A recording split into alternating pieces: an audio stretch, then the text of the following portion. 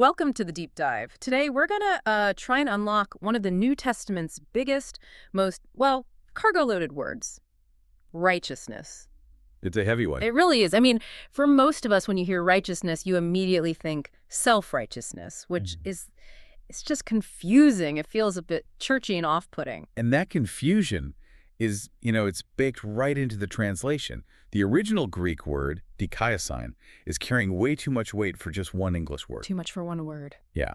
A translator has to make it mean justice and right standing, or a right relationship and covenant faithfulness all at the same time. It's this whole package of being right, acting right, and staying loyal. Okay, so let's unpack that. Let's start with that first one, the right standing part, the relational side. All right. In the sources, Paul uses Abraham as his go-to example. And what's so interesting is that it wasn't about Abraham earning this status. It says his faith, not his works, was calculated in their favor, putting them in the right. And that was a radical thing for his audience to hear. Why? What was so revolutionary about it? Well, because it completely redefined the system. When Paul says this acceptance is not by works that we did in righteousness, he's basically saying your relationship with God isn't a merit badge you get for checking all the boxes. So it's not a transaction. Not at all. It's an immediate status given through trust. It just dismantles this whole idea that you can sort of build up your own righteousness account. Right. But if your standing is secured by faith, does that mean righteousness is just a passive internal state? Or does that acceptance demand something active? Where does the justice part of dikaiosine come in? It absolutely has to transition into action.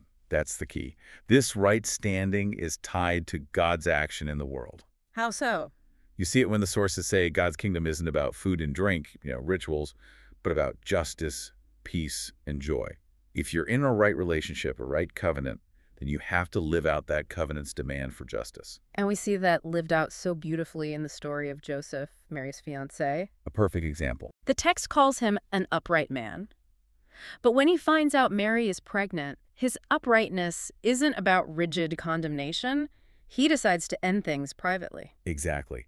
That action is merciful. It's appropriate. It's the perfect picture of righteousness as faithfulness within a relationship. That balance of law and mercy is what makes it so powerful. So that's the model we're meant to follow. That's the path. Righteousness is something you're trained in. The source material says Scripture itself is useful for training in righteousness. It's an applied skill. An applied skill. I like that. It means you present your whole self, your limbs and organs, to be used for the righteous purposes of His covenant. It's an act of loyalty every single day. And the sources connect that daily action directly to the end game, right? The final judgment. They absolutely do. The king separates people based on what they did. Did they feed the hungry, clothe the naked? And those people, the ones who acted, are the ones called the righteous. It's so clear. Right standing leads to right action, and that defines the outcome. And there's one more piece. It also serves as defense. Paul gives us this powerful image, this metaphor of preparedness. He says, to put on justice as your breastplate. To protect yourself. Exactly. It's not about being proud of how good you are. It's about letting God's way of being, God's dikaiosine, be the thing that protects your spiritual core.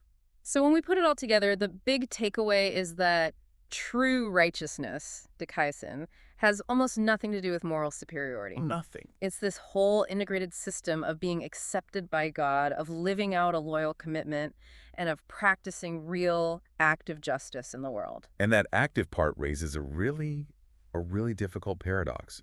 The sources remind us that the prophets and even the righteous one were condemned and killed. They were killed for this very kind of justice. Well, living it out is costly. It can be.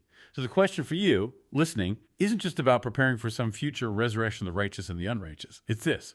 If you know that living out true active dikaiosine often puts you at odds with the world, how does accepting that price shape the way you live out your commitment today? That's something to mull over.